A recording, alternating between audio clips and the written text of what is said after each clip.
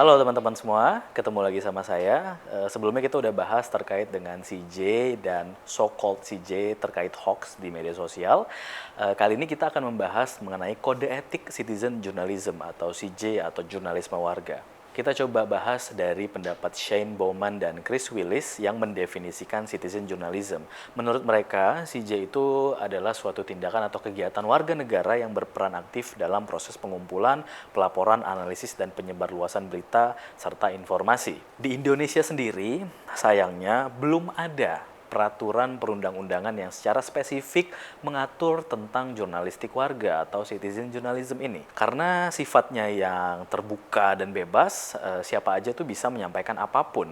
Maka itu tadi kita coba melalui course ini untuk memberitahukan kepada kalian bagaimana sih citizen journalism itu sebaiknya bergerak dan bekerja.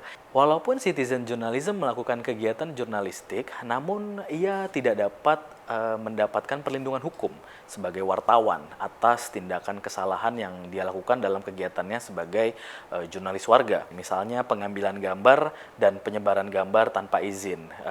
Itu tuh bisa aja dituntut, beresiko untuk dituntut atas dasar pencemaran nama baik sesuai pasal 310 ayat 1 dan ayat 2 dalam Kitab Undang-Undang Pidana atau KUHP. Kita itu dalam bertindak tidak bisa mendapat perlindungan hukum sebagai seorang jurnalis gitu ya. Itu yang perlu dicatat oleh teman-teman CJ semua.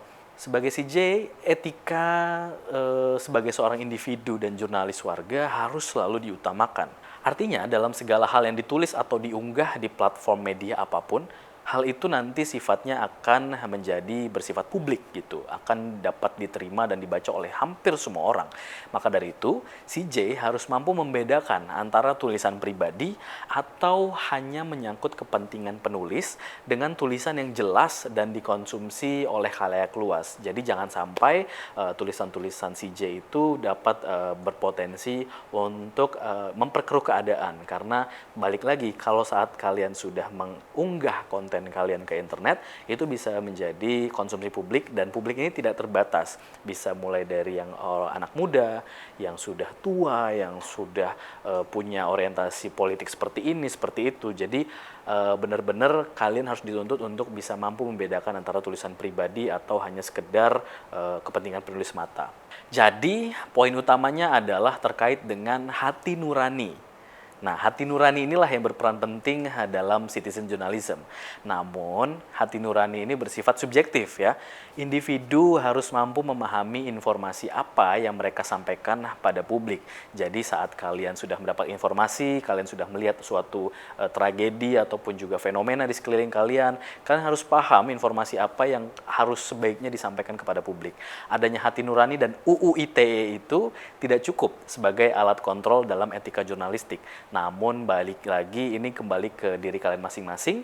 Kalian harus mampu berperan menjadi CJ yang memiliki hati nurani, memiliki konsensual terhadap informasi yang kalian berikan. Jangan sampai informasi yang kalian berikan malah semakin memperkeruh keadaan. Balik lagi, makanya dengan memberikan batasan-batasan dalam citizen journalism dapat menjadi mata pisau tajam yang dapat dimaknai sebagai batasan ekspresi masyarakat akar rumput. Ini berbahaya nih saat kita memberikan batasan itu. Serba salah ya posisinya. Kalau diberi batasan malah jadi dikiranya batasan terhadap ekspresi masyarakat, tapi kalau nggak diberi batasan malah kebablasan. Nah, inilah memang menjadi PR bersama dalam merumuskan etika jurnalisme warga.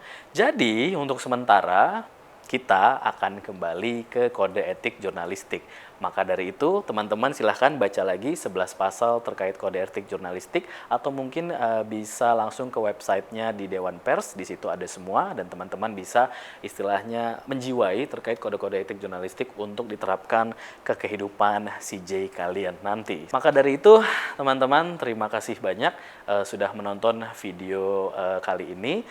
Semoga teman-teman bisa memahami terkait kode etik citizen journalism ya, walaupun belum ada ya di Indonesia terkait peraturan yang spesifik membahas, namun saya harap hati nurani dan konsensual kalian itu benar-benar bermanfaat bagi orang banyak, bukan malah memperkeruh keadaan, dan semoga kalian bisa menjadi CJ yang baik ke depannya. Terima kasih sudah menonton video kali ini. Kita udah banyak banget ya bahas dari awal tadi, mulai dari sosial media, mulai dari soal berita, sejarahnya, sampai dengan terkait media sosial, influencer, word of mouth, banyak banget. Teman-teman bisa baca lagi, nonton lagi video-video sesi sebelumnya. Dan sekarang untuk sesi saya sudah selesai dari Amal Burga. Terima kasih banyak sudah menonton. Namun tenang, untuk sesi selanjutnya terkait dengan user generated content atau UGC akan dibawakan oleh rekan saya, Mbak Wida. Jadi jangan kemana-mana, tungguin terus sesi selanjutnya. Dan sampai ketemu di lain waktu. Kalau misalnya kalian masih pengen dengerin lagi, ya balik lagi ke sesi sebelumnya. Terima kasih dan mohon maaf kalau misalnya kalau dari saya ada salah penyampaian. Semoga bisa bermanfaat untuk kalian semua menjadi CJ yang bermanfaat dan bermartabat sebagai masyarakat Indonesia. Terima kasih, sampai jumpa.